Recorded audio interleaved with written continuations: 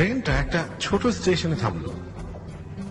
দীপ্ত উঠে দাঁড়ালো, ব্যাগ হাতে নিয়ে নেমে পড়ার পায়তারা করতেই পাশে বসা ভদ্রলোক দ্বিধান্বিত গলায় বলল, আপনি এখানে নামবেন নাকি? এই স্টেশনে তো কুলি মজুর ছাড়া অন্য তেমন কোনো মানুষ নামে না। হ্যাঁ, এখানেই নামবো। আপনার বাড়ি কি এই গ্রামে নাকি? না, এই গ্রামে না। ভদ্রলোককে আর কিছু জিজ্ঞেস করার সুযোগ না দিয়ে দীপ্ত নেমে গেল স্টেশনে। পুরনো ভাঙা একটা স্টেশন। কেউ একজন স্টেশনের ভেতরে গরু বেঁধেছে। গরুর আশেপাশে খড় ছড়িয়ে রাখা, ছোপ ছোপ গোবরের দাগ যেখানে সেখানে রয়েছে। স্টেশনটা পেরিয়ে দীপ্ত একটা ছোট মেঠো পথে উঠে এল। খুবই সংকীর্ণ একটা রাস্তা, দুধারে উঁচু উঁচু সুপারি গাছ, হলুদ সবুজ রঙের সুপারি ঝুলছে গাছগুলোতে। রাস্তার এক পাশে ধান ক্ষেত, আরেক পাশে ঝোপঝাড় এবং কয়েকটা ছোট বড় পুকুর। পুকুরগুলো অদ্ভুত সুন্দর, এখানে সেখানে শাপলা জন্মেছে। আশেপাশের গাছগুলো হতে নানা রঙের ঝরা পাতা পড়ে ছেয়ে গেছে পুকুরের পানি। অদ্ভুত রঙের বর্ণালী সৃষ্টি হয়েছে। লুঙ্গি আর সাদা গেঞ্জি পরা একজন মানুষ হাতে বাঁকানো কাস্তে নিয়ে ধান কাটছিল। থমকে গেল ওকে দিকে। এই গ্রামে শহরের জামা কাপড় পরা মানুষ তেমন তো আসে না। লোকটা দীপ্তর গম্ভীর মুখ থেকে ইতস্তত ভাবে প্রশ্ন করল, আপনি কোন বাড়ি যান ভাই? দীপ্ত নির্লিপ্ত গলায় উত্তর দিল, কোনো বাড়িতে যাব না। তাইলে কই যাবেন?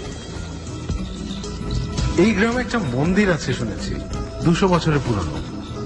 সেটা কোথায় বলতে পারবেন? সেইটা তো গ্রামের উত্তর দিকে শেষ মাথায় একটা বড় জঙ্গল, তার মধ্যে। ধন্যবাদ। আপনি কি মন্দিরে যাবেন নাকি? ওইখানে এক পাগলা মেয়ে ছেলে থাকে, পিশাচ মেয়ে ছেলে। ওইখানে যাওয়া তো ভাই নিরাপদ হবে না। সন্ধ্যা হইলে মেয়ে ছেলেটার উপর পিশাচ ভর করে। ভাই নাকি মানুষও খায় হুনি। ও, আপনি কোত্থেকে আসছেন? ঢাকা থেকে। ওই মন্দিরে কি কাম আপনার? দীপ্ত দীর্ঘশ্বাস ফেলল। গ্রামের মানুষ কত সহজে প্রশ্ন করে ফেলতে পারে। কোনো ইতস্তত বোধ নেই, শহরের অভিনয় নেই, ভদ্রতা বোধ নেই অবশ্য। দীপ্ত জবাব না দিয়ে হাঁটতে লাগলো। লোকটা চোখ গোল গোল করে তাকিয়ে রইল। কিছু দূর আসতে গ্রামের রাস্তাটা 3 ভাগে ভাগ হয়ে গেল। মন্দিরে যেতে হলে উত্তরের রাস্তা ধরতে হবে। পকেট থেকে ফোনটা বের করে মুহূর্তে ও বের করে ফেললো যে কোন দিকটা উত্তর। তারপর উত্তর দিকের রাস্তা ধরে হাঁটতে লাগলো। এই রাস্তাটা আগেরটার মতো সংকীর্ণ নয়, বেশ প্রশস্ত। মানুষজন যাওয়া আসা করছে, সাইকেল এবং ভ্যান গাড়িও দেখা গেল। সব মানুষের দীপ্তকে দেখে কিছুক্ষণ ড্যাপ ড্যাপ করে তাকিয়ে থাকে। কেউ কেউ প্রশ্ন করতে গিয়েও কি মনে করে যেন করে না। গ্রামটা ছোট নয়, 2 কিলোমিটার রাস্তা পেরোনোর পর ওর হাফ ধরে গেল। একটা ছোট চায়ের দোকান দেখতে পেয়ে এসে বসলো সেখানে। ব্যাগ থেকে পানি বের করে ঢকঢক করে খেয়ে ফেললো। কয়েকজন মানুষ বসেছিল চায়ের দোকানে। অন্যদের মতো তারাও দীপ্তকে লক্ষ্য করছিল এবং বেশ কৌতূহল নিয়ে একজন জিজ্ঞেস করে বসলো, ভাই আপনি কি চেয়ারম্যান সাহেবের মেহমান নাকি? দীপ্ত তার দিকে না তাকিয়ে জবাব দিল, না। তাহলে কি আপনি মজুমদার বাড়ির জামাই? না। তাহলে যাইবেন কই? এই গ্রামে যে পুরনো মন্দিরটা আছে সেখানে। লোকটা আতকে ওঠার মতো শব্দ করলো, খাইছে ওইখানে বিরাট পিশাচ পাগলি থাকে, ওইখানে কি কাম ভাই আপনার? দীপ্ত জবাব দিল না। লোকটা তখন রসিয়ে রসিয়ে পিশাচ মেয়েটার গল্প বলতে লাগলো। পিশাচ মেয়েটা মন্দিরে থাকে, তাকে মাঝে মাঝে কবরস্থানে দেখা যায়। কবর খুঁড়ে লাশ খেতে দেখেছে অনেকে। অবস্থানে কি এমন হয়েছে যে কেউ মারা গেলে তার কবর কয়েকদিন পাহারা দিতে হয় অন্যদের। এসব গল্পের প্রভাব দীপ্তের উপর পড়ল না, সে চুপচাপ শুনে গেল। তারপর উঠে দাঁড়িয়ে হাঁটা ধরল জঙ্গলের পথে। কৌতূহলী কিছু মানুষ পিছু নিলেও কিছুদূর পর জঙ্গল শুরু হতেই থমকে গেল, কারণ বিকেল গড়িয়েছে, একটু পরই সন্ধ্যা নামবে। অন্ধকারে পিশাচের মুখোমুখি হতে চায় না কেউই। বিকেলের আলো পড়ে এসেছে, অন্ধকার নেমেছে একটু একটু। এই স্বল্প আলোতেই দীপ্ত জঙ্গলের ভেতর ঢুকে পড়ল। জঙ্গলটা বেশ ঘন, বয়স্ক গাছগুলো বেশ উঁচু উঁচু। জঙ্গলের ভেতর অনেক রকম শব্দ হবার কথা, পাখির ডাক, পশুর ডাক, কীট পতঙ্গের ডাক, পাতা ঝরা শব্দ, আরো নানান ধরনের গুমট এবং চাপা শব্দ পাওয়া যায় যে কোনো জঙ্গলে। এই জঙ্গলে তেমন কোনো শব্দ নেই, নিস্তব্ধতাটুকু কানের উপর বড় চেপে যাচ্ছে। দীপ্ত সতর্ক পায়ে হাঁটতে লাগলো, আশেপাশে তীক্ষ্ণ নজরও রাখলো। গুগল ম্যাপ বলছে যে মন্দিরটা বেশি দূরে নয়, 300 মিটারের মধ্যেই আছে। কিছুক্ষণের মধ্যেই পুরনো মন্দিরটা চোখে পড়ল। লাল রঙা ইট দিয়ে তৈরি, বেশিরভাগ ইটই খসে পড়েছে অবশ্য, শ্যাওলা ধরেছে দেয়ালে, লতা পাতায় ছেয়ে গেছে একদম। গা ছমছম করতে লাগলো দীপ্তর। মন্দিরের দরজাটা বেশ ছোট, একসাথে একজনই ঢুকতে পারবে এমন ভাবেই বানানো। একটু একটু করে ভিতরে ঢুকলো দীপ্ত। ঢুকতেই তীব্র পচা মাংসের গন্ধ এসে ঝাপটা মারল ওর নাকে। নারী ভুড়ি সব উল্টে আসার জোগাড়। নাকে হাত চাপা দিয়ে সে ঢুকে পড়ল ভিতরে। মাঝারি সাইজের একটা কামরা প্রথমে, দেয়ালে খোদাই করা কিছু দেবদেবীর ছবি। আবছা আলোতে ভয়ঙ্কর দেখাচ্ছে ছবিগুলো, মনে হচ্ছে এক্ষুনি দেয়াল থেকে বেরিয়ে আসবে। পরের কামরায় গিয়ে দীপ্ত চমকে গেল, যদিও ওর নার্ভ যথেষ্ট শক্ত।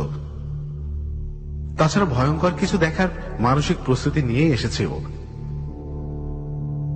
গল গল করে বমিও করে দিল দীপ্ত। পুরো কামরা ভর্তি মানুষের শরীরের বিভিন্ন অঙ্গ প্রত্যঙ্গ কেটে কেটে রাখা, পা, উরু, বুক, পেট, আরো অনেক কিছু। আর বেশিরভাগই পচন ধরেছে, বাজে গা গুলানো গন্ধে ভারী হয়ে আসছে আকাশ বাতাস। দ্রুত বের হয়ে এলো ও মন্দির থেকে। এক ছুটে বেশ খানিকটা দূরে চলে গেল, হাঁপাতে লাগলো। ফিরে যাবে কিনা একবার ভাবলো, পরেই মাথা নাড়ল। এত দূর এসে কাজ শেষ না করে ফিরে যাওয়ার কোনো অর্থ হয় না। হঠাৎ দেখতে পেল মন্দিরের সামনে একটা দিঘি, দিঘির ঘাট বাঁধানো। সেই বাঁধানো ঘাটের উপর পানিতে পা ডুবিয়ে বসে আছে মহিলাটা। ফর্সা, স্বাস্থ্যবতী একজন মহিলা, বয়স 30-35 হতে পারে। গায়ে উলোঝুলো ভাবে একটা বেসামাল শাড়ি, চুলগুলো কোকড়া, অপরিপাটি, পিঠের উপর ছড়িয়ে আছে। মহিলার পাশে একটা রামদা রাখা, দায়ের গায়ে টকটকে রক্তের দাগ লেগে আছে। তার চোখের দৃষ্টি অস্বাভাবিক, সামনে তাকিয়ে আছে ঠিকই, কিন্তু কিছু দেখছে বলে মনে হচ্ছে না। একটু একটু দুলছে তার শরীর, মনে হচ্ছে উপাসনা করছে কারণ। বুকে অনেক সাহস জড়ো করে মহিলাটাকে ডাক দিল সে। এই যে শুনছেন, মহিলাটা অসম্ভব ক্ষিপ্রতা নিয়ে দীপ্তর দিকে তাকালো, তারপর দাঁত মুখ খিচিয়ে চিৎকার করে বলল,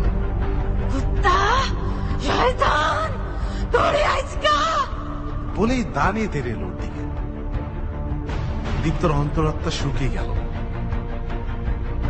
সব মনোবল এক করে চুপচাপ দাঁড়িয়ে রইল সেখানে।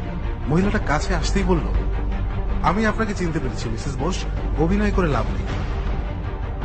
মহিলা থমকে গেল, তারপরই ভেঙে পড়ল অদম্য কান্নায়। কাঁদতে কাঁদতে দা ফেলে দিয়ে হাঁটু গেড়ে বসে পড়ল মাটিতে। দীপ্ত চুপচাপ দাঁড়িয়ে থেকে তাকে কাঁদতে দিল। কিছুক্ষণ পর কিছুটা ধাতস্থ হলে বলল, মিসেস বোস, আমি দীপ্ত, ঢাকা ইউনিভার্সিটিতে ক্লিনিক্যাল সাইকোলজি নিয়ে পড়ছি। আপনার ছোট বোন আমার সহপাঠী। আপনার সব রকম চিকিৎসার ব্যবস্থা আমি করে রেখেছি। বেশ কিছু মানসিক রোগ বিশেষজ্ঞের সঙ্গে কথাও বলেছি, আপনি আমার সঙ্গে ঢাকায় চলে আসুন প্লিজ। মহিলাটি কিংবা মিসেস বোস ভাঙা গলায় জিজ্ঞাসা করল, আমার চিকিৎসা কি সম্ভব? অবশ্যই সম্ভব, আমি সব রকম ব্যবস্থা করেই রেখেছি। ডক্টর জিবরান আহমেদের নাম শুনেছেন? মস্ত বড় সাইকিয়াট্রিস্ট। তিনি রাজি হয়েছেন আপনার কেসটা নিতে। আপনি চলে আসুন মিসেস বোস, আপনার পরিবার আপনাকে অনেক খুঁজেছে, আপনাকে তাদের দরকার। মিসেস বোস চুপ করে রইল, কিছুক্ষণ গুম মেরে থেকে বলল, দীপ্ত, তুমি আমার সম্পর্কে সব জানো? কিছুটা জানি, বাকিটুকু অনুমান করে নিতে পারি। কি জানো? বলছি, সংক্ষেপে শুনুন। 6 মাস আগে ঢাকায় যে ভূমিকম্প হয়েছিল তাতে আপনার পুরো বিল্ডিংটা ধসে পড়ে। আপনার স্বামী এবং একমাত্র সন্তান দুজনেই মারা যায়। আপনি বিল্ডিং এর নিচে চাপা পড়েছিলেন পুরো 8 দিন। আপনাকে জীবিত ফিরে পাবার আশা সবাই ছেড়ে দিয়েছিল। পানি খাবার ছাড়া এতদিন আপনার বাঁচার কথা না, তারপর আপনি বেঁচেছিলেন আপনার দুজন প্রতিবেশীর মৃতদেহ খেয়ে। আপনাকে উদ্ধার করা হয়, কিন্তু ক্যানিবালিজম পেয়ে বসল আপনাকে। স্বামী সন্তান হারিয়ে আপনি একদিক থেকে দিশেহারা এবং বিপর্যস্ত, তার উপর দুজন মানুষ খেয়ে আপনার উপর তখন মানুষ খাবার নেশা চলেছিল। স্বাস্থ্যবান মানুষ দেখলেই আপনার জিভে জল চলে আসতো। অবশেষে থাকতে না পেরে আপনি সভ্য সমাজ ছেড়ে এই জঙ্গলে চলে এলেন। মিসেস বোস ভাঙা ভাঙা গলায় বলল, হ্যাঁ, ঠিক বলেছ।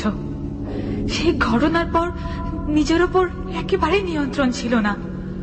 পরিচিত মানুষের শরীরের প্রতিও যখন লোভ এসে গেল, তখন বাধ্য হয়ে চলে আসতে হলো এই জঙ্গলে। কিন্তু তুমি আমাকে খুঁজে পেলে কি করে? এই গ্রামে এক মেয়ে পিশাচের আবির্ভাব হয়েছে বলে শোনা যাচ্ছে ইদানিং। ঢাকা থেকে খুব দূরেও নয় জায়গাটা, তাই সন্দেহ হলো। আপনাকে অনেক জায়গায় খুঁজেছি, এই জায়গাটাতে একই কারণে আসা। মিসেস বোস আবারও ভেঙে পড়ল অদম্য কান্নায়। দীপ্ত এবারও তাকে কাঁদতে দিল। পকেট থেকে ফোন বের করে কল দিল ঢাকায়। আজকের ঘটনাটা জানানো দরকার। আলো ফুরিয়ে বেশ ভালোভাবেই অন্ধকার নেমেছে। সন্ধ্যা নামলেও কিছুক্ষণ আলো থাকে। সেই আলোতে দীপ্তকে দেখতে পাচ্ছে মিসেস বোস। পৃথিবীর যত কীট পতঙ্গ, জন্তু জানোয়ার সব সন্ধ্যায় খাবার খুঁজতে বেরোয়। মিসেস বোসও বোধহয় এখন আর মানুষ নেই, নরখাদক জন্তুতে পরিণত হয়েছে। কান্না থেমে গিয়ে তার মুখ থেকে জান্তব ধ্বনি বেরোতে লাগলো। দীপ্তর সুঠাম দেহটা দেখতে লাগলো সে লোভনীয় চোখে। মিসেস বোসের কান্নার সুর পাল্টে যাওয়া লক্ষ্য করে দীপ্ত ঘুরে দাঁড়ালো ফোন রেখে। আর দেরি করা যায় না। গায়ের সমস্ত জোর দিয়ে তার ঘাড়ে কোপটা বসালো মিসেস বোস নামক পিশাচিনী।